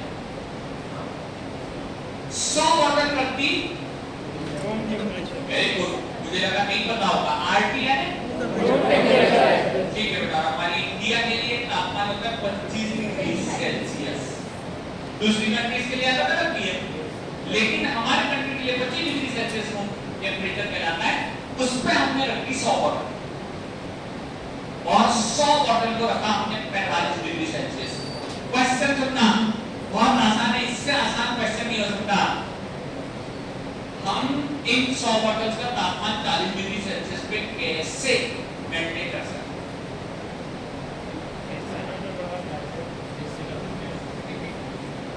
क्वेश्चन रिपीट करो। वो जो 100 बॉटल ना दूसरे नंबर की, उसका तापमान 45 डिग्री कैसे रखा जा सकता है? अरे वो होता है जो वाला सर्किट आ रहे हैं। ये बेटा कम करने से तो 15 10 चला है। टेम्परेचर बढ़ाना पड़ेगा। बाहर रख देंगे, बाहर रख देंगे। हां, एरिया होता है ना वो वाला सर्किट आ रहा है। एक्सेप्ट बता रहे हो हाँ वो कुछ कहा हमारी काइनेटिक एनर्जी कर सकते हैं। वैसे ये लगभग थोड़ा बहुत सही है, बट अपन है ना, समस्या ये है कि हम फार्मेसी की कंपनी में काम कर रहे हैं, जहां अपने को रेखा में रखने की जरूरत नहीं पड़ेगी, लेकिन इसको अपन रख सकते हैं किसी ओवन या इंक्यूबेटर। ठीक है, ये लॉजिक अपने को चलाने पड़ेंगे कि सर 100 बॉटल को कहां रखेंगे? हॉट एयर ओवन में, और टेम्परेचर कितना रखेंगे? 45 डिग्री सेल्सियस, जिससे वो हमेशा मेंटेन रहे। जैसे तापमान कम होने को है, ग्रीन बटन जल जाए और पानी वापस गर्म, मतलब एनवायरनमेंट वापस गर्म होने लगे, ठंडा हो जाए तो वापस से है ना वो बंद हो जाए, इस प्रकार से। और फिर वो नीचे वाली 100, हाँ उसको भी वहीं पे रखने के साथ। सुनो बेटा, ओवन और इंक्यूबेटर दोनों चीजों में एक बड़ा अंतर है। इंक्यूबेटर में अपन मॉइस्चर भी कंट्रोल कर सकते हैं, लेकिन ओवन में केवल तापमान मेंटेन किया जाता है। ठीक है, तो अपन आगे चल रहे हैं। यहाँ पे अपन बात कर रहे थे बेटा, ये जो 100 बॉटल्स है, इनको अपन ने इस प्रकार से देखा। तो देखो बेटा, ये 0 1 2 3 4 5 6 7 8 9 महीने में भी या 10 11 महीने में भी 100 से कहां तक नहीं पहुंची? 90। लेकिन एक बात बताओ, जो 45 डिग्री वाली होगी उसमें टूटने की स्पीड ज्यादा होगी या कम? ज्यादा। यानी वो वाला ग्राफ ऊपर की तरफ जाएगा, नीचे आने लगेगा, इस प्रकार से। सही है, इसका स्लोप क्या कहलाएगा? माइनस। समझ रहे हैं? हमने अपने क्लास के 3 4 5 बच्चों को अलग अलग काम किया। 100 बॉटल्स दी एक ग्रुप को और कहा कि बेटा इसको रूम टेम्परेचर पर रखकर रोज चेक करना। दूसरे ग्रुप को काम दे दिया कि बेटा इसको 45 डिग्री को ओवन में रखो, रोज हर महीने चेक करना। और तीसरे वालों को कह दिया 65 डिग्री पे चेक करना। अब मुझे नहीं पता भाई 65 डिग्री वालों का ग्राफ इसके ऊपर आएगा या बीच में? और नीचे। पक्का? बिल्कुल ठीक है बेटा।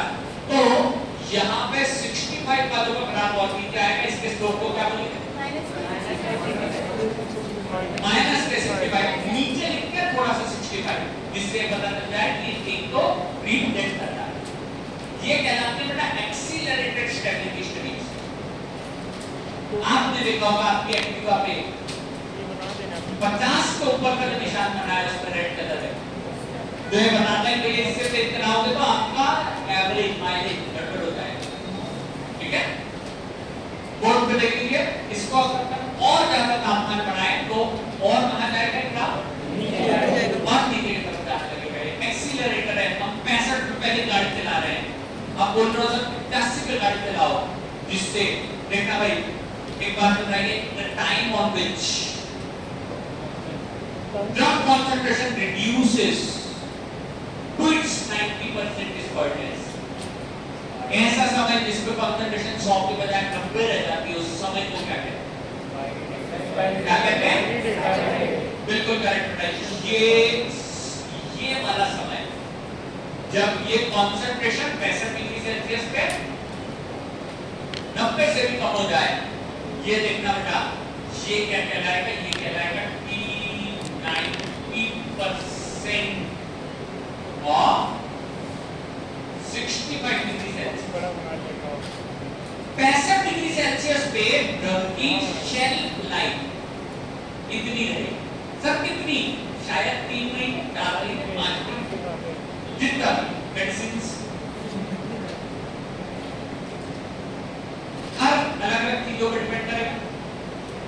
देखना बेटा, ये 45 डिग्री वाला 100 से 90 आने के लिए कितना समय लगा रहा है? क्या कोई बता सकता है?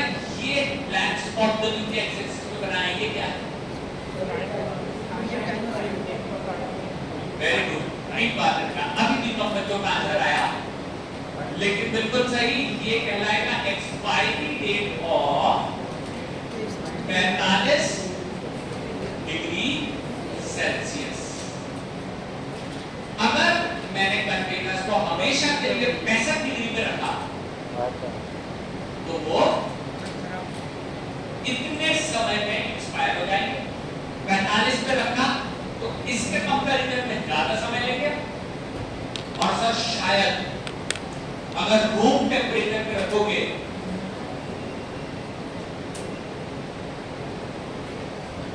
तो करीब करीब यहाँ पे एक कट होने वाला है सर, और इसको देखोगे तो पता चलेगा सर ये 1-2 साल तक एक्सपायर नहीं होगा। इट मे बी पॉसिबल कि ये 2 साल तक की एक्सपायरी डेट इसकी निकल आएगी। इसे कहते हैं एक्सीलरेटेड स्टेबिलिटी स्टडीज। वो जो मैंने नेक्स्ट पॉइंट बनाया, उस पॉइंट पे लिखना पड़ेगा T90% of art room temperature. Room temperature पे वो हमारा एक्सपायरी डेट कहना है, इनको हम कहते हैं एक्सीलरेटेड स्टेबिलिटी स्टडीज। इनको हम कहते हैं accelerated stability studies. Factors affecting rate of reaction का पहला पॉइंट जिसको हम कहते हैं हमारा टेम्परेचर, वो कंप्लीट हो चुका है। टेम्परेचर कंप्लीट हो चुका है, नंबर 1 कंप्लीट है। इसको रब कर रहा हूं, अर्नीनियस का इक्वेशन। समय बेटा थोड़ा सा एक लॉजिकल क्वेश्चन है, इसमें 50% बच्चे गलती करते हैं अगर आंसर दें तो।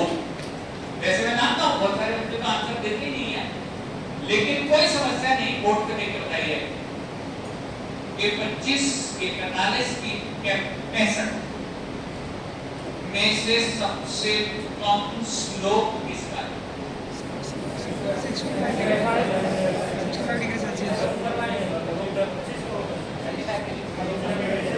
25 अपना आंसर लिख दीजिए, क्योंकि बोलने वाले तो हमें पूछे नहीं।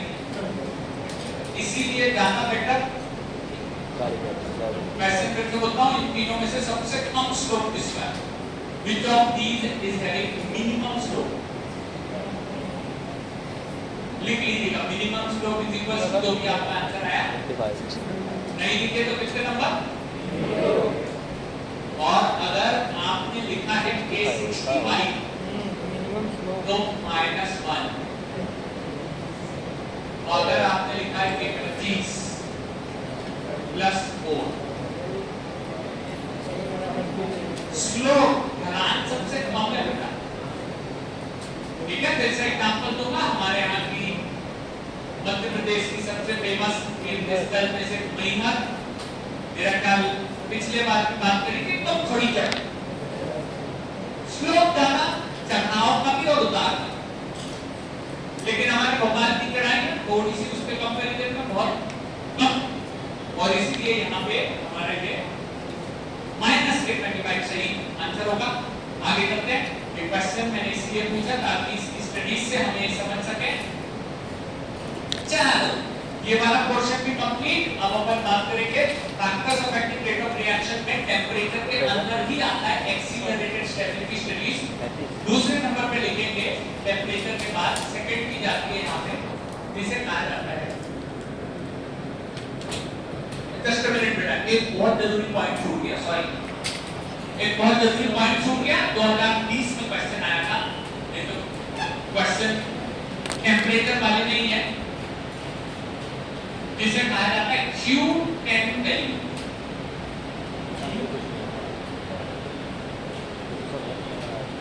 जी पर 2020 का क्वेश्चन आया Q10 वैल्यू। इसमें लिखेंगे with every 10 degree increase in temperature, the rate of reaction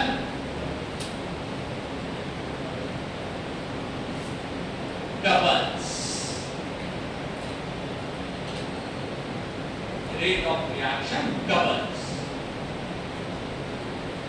with every 10 degree increase in rate of temperature, rate of reaction doubles.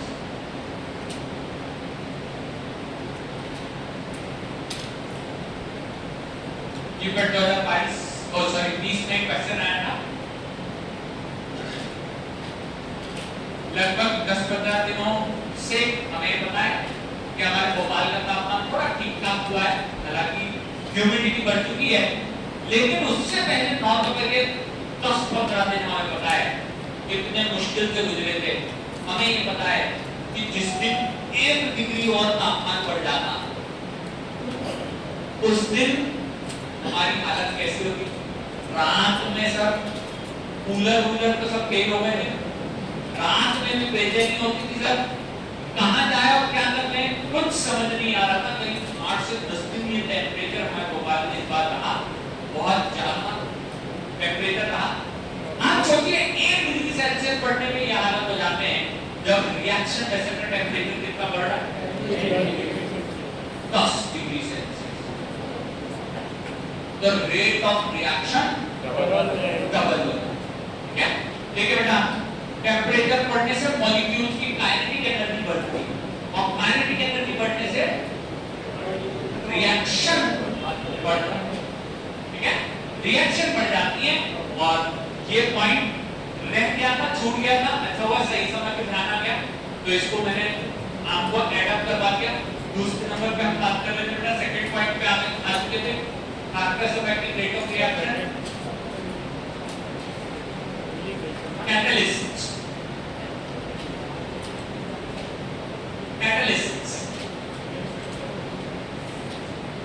ठीक है। ये भी रेट ऑफ रिएक्शन को काफी अफेक्ट करते हैं। छोटा सा डेफिनेशन है, लिखेंगे definition.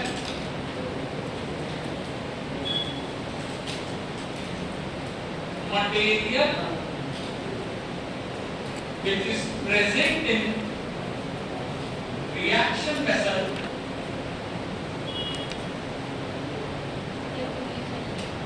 definition of the catalyst की,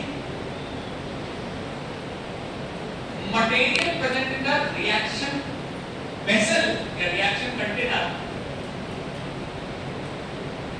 do not take part in reaction but can change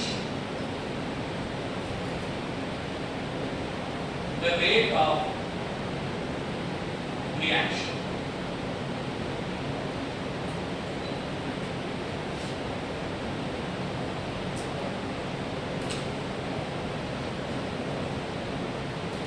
The catalyst भी rate of reaction को अल्टर कर देते हैं। ये कभी-कभार अगर लिविंग थिंग्स में प्रेजेंट है तो इनको अपन बायो कैटलिस्ट या एंजाइम्स भी कहते हैं, ठीक है। लेकिन उनके बारे में चर्चा थोड़े समय के बाद करेंगे। Catalyst material that present in the reaction vessel do not take part in the reaction but can change the rate of reaction, ये कहलाते हैं हमारे कैटलिस्ट। ये हमारे उन मित्र की तरह होते हैं, कि हमारे उन फ्रेंड्स की तरह होते हैं, दोस्तों की तरह होते हैं, जो खुद रिएक्शन में पार्टिसिपेट नहीं करते, लेकिन हमारी रिएक्शन करवा ही देते। इनका केवल एक स्टेटमेंट हमारी पढ़ाई लिखाई को बर्बाद कर देता है, कि देख भाई क्या बोल रहा वो है? तुझे ही देख रहे हैं। बस इन कैटलिस्ट का ये स्टेटमेंट पढ़ाई लिखाई सब दूर और हमारे कोई और रिएक्शन चालू हो जाती है। ऐसी रिएक्शन की स्पीड को बढ़ाने के लिए कैटलिस्ट के दो दोस्त होते हैं जो रिस्पॉन्सिबल होते हैं रेट ऑफ रिएक्शन को बदलने के लिए। ये rate of reaction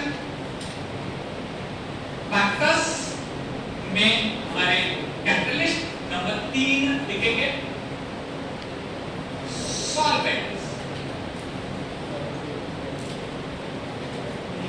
factors affecting rate of reaction solvent.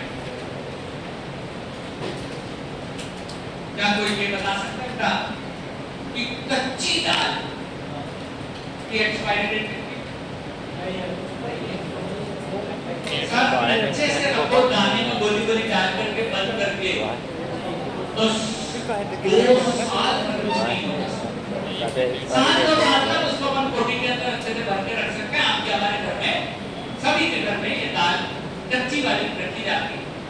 फिर जब उसे पका लेते हैं तो 4-6 घंटे में तो खराब हो जाती है। Presence of solvent. मुझे बताइए सांची मिल्क के पैकेट की एक्सपायरी डेट एक दिन, अगर फ्रिज नहीं है तो 1 दिन, नहीं तो ज्यादा 2 से 3 दिन। लेकिन सांची मिल्क पाउडर की रिएक्शन 6 महीने 9 महीने साल भर तक की एक्सपायरी डेट होती है उनकी। वो जल्दी रिएक्शन नहीं करते और वो प्रोडक्ट काफी ज्यादा समय तक स्टेबल हो जाते हैं। सुनो, इसीलिए मैं आपको कुछ सिखाऊंगा कि कभी कभार क्या होता है का सिरप में से सॉल्वेंट निकाल के उसको बना देते हैं ड्राई सिरप। क्या बना देते हैं? Dry syrup. वैसे ही ड्राई इंजेक्शन और बस उसके साथ दे देते हैं वाटर और इंजेक्शन की बोतल। डॉक्टर साहब इंजेक्शन लगाने से पहले वो बोतल को खोलते हैं, उसमें से पानी निकालते हैं और मिक्स करके इंजेक्शन को तैयार कर लेते हैं। कैसे हम चाय बनाने के लिए मिल्क पाउडर से वापस मिल्क बना लेते हैं, उसी प्रकार वो भी फटाफट अपने फॉर्मुलेशंस को तैयार कर देते हैं, जिनके कारण एक्सपायरी डेट जो है वो बढ़ जाती है। ठीक है, हमारी बड़ी दीदी, हमारे घर में भाभी जब कभी भी हमारे छोटे से भतीजे भतीजी को लेकर के ट्रेन में सफर करती है तो उन्हें पता है कि थर्मस में मिल्क रखने के बाद भी 3-4 मिनट बढ़ जाए। तो इसलिए वो साथ में मिल्क पाउडर का सेशन लेके चलती हैं ताकि जब कभी जरूरत पड़े हल्का ल्यूकवार्म वाटर उसमें मिल्क पाउडर मिलाया और it is easy to take. इसी प्रकार यहाँ पे हम बात कर रहे हैं ये सॉल्वेंट की रेट ऑफ रिएक्शन वाटर करते हैं, इसलिए कभी हमारे को कई बार चेंज करना पड़ता है। चौथे नंबर पे फैक्टर्स अफेक्टिंग का लिख लेंगे पीएच।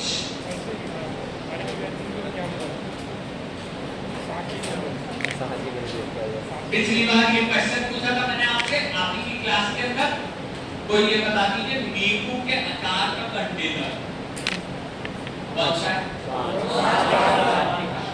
3 क्यों नहीं?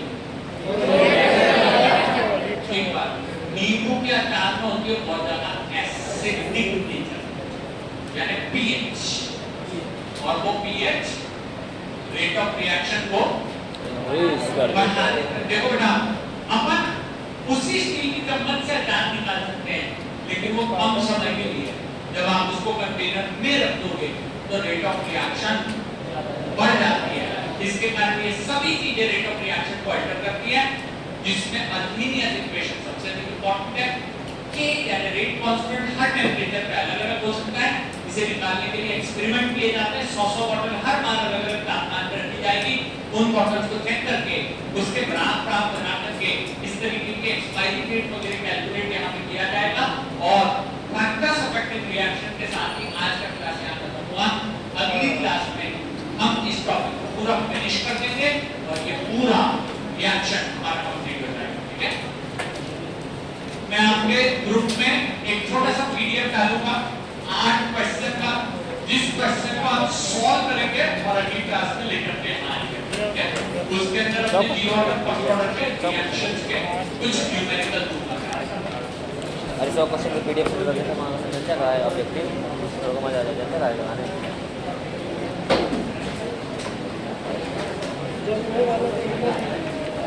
नहीं तो पॉइंट मत नहीं ओके मत दे देंगे भाई सिलेबस तो आया है ना। हमेशा का बैठ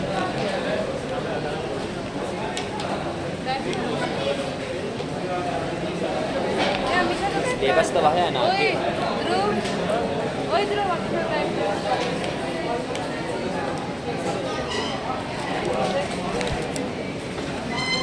मीशा का है ये दे दिया फिर मैं देता नहीं क्या है ये बैग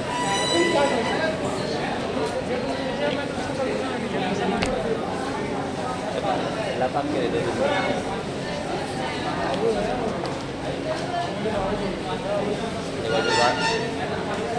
जुगाड़ करा फोटो भी आज मैं थोड़े स्मार्ट लग रहा हूँ ऐसा मेरे को बचपन से अपने आप में सब कटवा है इतना ऐसे ग्रुप में व्हाट्सएप